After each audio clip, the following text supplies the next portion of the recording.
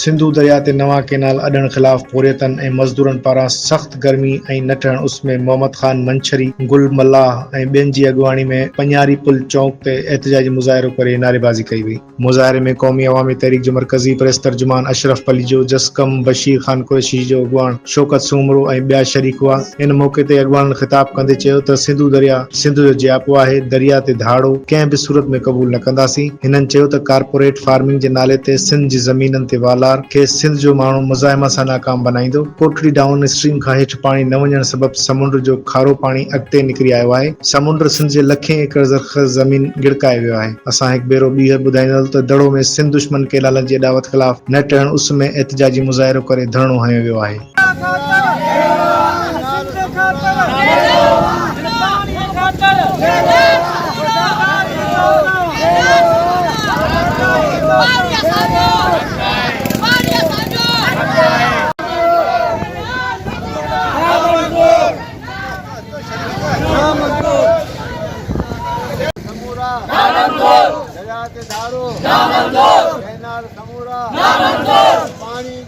पानी दियो